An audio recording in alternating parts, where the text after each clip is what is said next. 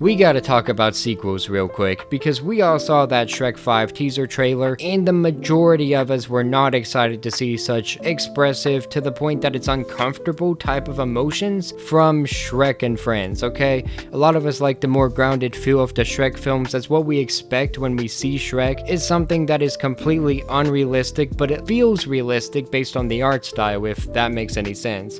Shrek is a parody of this kind of stuff, and yet that's all the trailer was. It didn't feel like a parody, it felt more like they were leaning into it to the point that they were being the very thing they vowed to defeat, you know? So I was not excited for Shrek 5 based on that teaser alone, and I'm still not excited for it now that we know more plot details. Because some of them leaked, and this isn't confirmed or anything, it might not be this whatsoever, it could be something completely different. But the leak says that Shrek's daughter practices magic and then accidentally transports Shrek and Donkey to the real world, and now they must find a way back because she doesn't know the spell to bring them back home. Now I feel like I've seen this crap a million times, okay? The Smurfs movies that came out, those live action ones that people didn't like and I thought were okay, that has the same exact plot as this. If I wanted to watch an isekai, I would turn on an anime, I wouldn't go for frickin' Shrek, alright? This isn't what I look forward to whenever I think of Shrek. I think of things that are being parodied in a way that feels, I don't know, intelligent. This just feels lazy. It feels like it's trying to appeal to the least common denominator. It's trying to appeal to like children that won't really care one way or another. When Shrek was, yes, a children's movies franchise, but it had something that adults could like latch onto and recognize and really enjoy as well. And this just, it doesn't feel like something that's going to have that. And this is a common feeling I get whenever a sequel is announced, because to be honest with you, we don't need so many. For example, when I think of Toy Story, when I think of that freaking series, I think of the trilogy, the first 3 movies. I do not think of Toy Story 4. You know why? Because Toy Story 4 was just a retread of Toy Story 2 with some more confusing character dynamics that didn't have to happen and just happened to complicate things. Toy Story 3 was the perfect ending, and that is the one that I still emotionally resonate with because it is the one that was the proper ending for me when I was a kid. I watched Toy Story 4 and it also could properly end the series if you decide that you like it. I don't like it. So you know what? If you really love it, that would be fine, right? Except that Toy Story 5 has also been announced and is in the works, so why did we have to end the series twice in a row? It makes no sense to me, because now we're going for a third time, and then if Toy Story 5 does good, we're gonna go for another one too, when we don't even need to, okay? When I think of Toy Story, I don't even think about Lightyear. Just now even, whenever I'm literally talking about Toy Story, it almost didn't even pop into my head, because it didn't have to happen. It did not need to be a Buzz Lightyear story, and yet it was a Buzz Lightyear story. This is the kind of crap that really irritates me, because if something doesn't have to happen, why do it at all, right? If you really wrapped up the story perfectly, we don't need it to happen again, okay? It makes no sense to me. I never had any desire to watch that recent Lion King remake sequel thing. No desire at all. I don't even remember what it is called. I did not want to watch it. I have not wanted to genuinely go to the theater and watch a Marvel movie since Endgame, which this is a whole nother problem, because the main reason for this is that I didn't want to have to buy Disney Plus to watch all these stupid Marvel TV shows in order to feel like I'm not missing out on something that would be going on in theater. It is 2 different mediums with 2 different ways of watching, and yet you're basically restricted to one or the other if you don't want to shill out a ton of dollars to Disney. So whenever your wife dies in an amusement park, you can't sue them because you had a Disney Plus subscription. We need some originality, and when that originality happens, we need to support it. For some reason, the 2025 Snow White, which I just tried to watch and is extremely boring to the point that I never even made it to present day, made more money than most original movies that actually go out of their way and try to be something unique.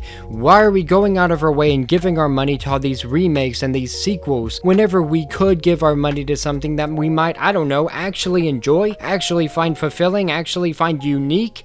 It makes no sense to me. So many people feel the same way I do about all these sequels coming out and all these sequels being announced and all these sequels being in the works and all these remakes being made, and yet nobody will put their dad blame money where their mouth is. If you don't want something to be made consistently, maybe don't fund it. I don't know.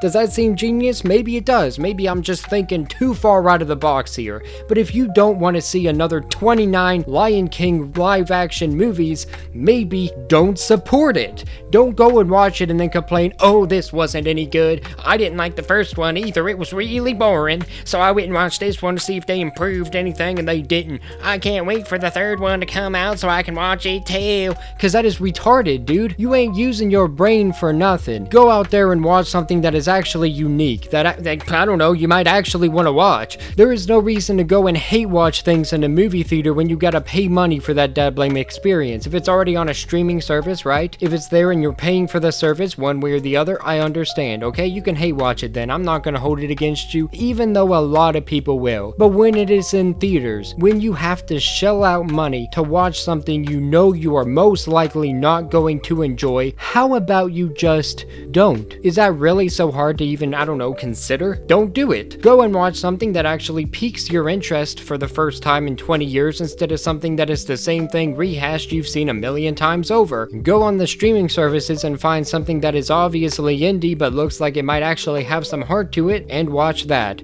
Support these movies and shows that you actually want to enjoy, that you actually want to watch, that you actually have some hope for. Even in the TV space, there has been nothing but reboots over and over again. There was a 90210 reboot, there was a reboot for Magnum P.I., a reboot for MacGyver, a reboot for The Equalizer, a reboot for Knight Rider, a reboot for Gossip Girl, a reboot for Pretty Little Liars. Just, I don't know, do something original!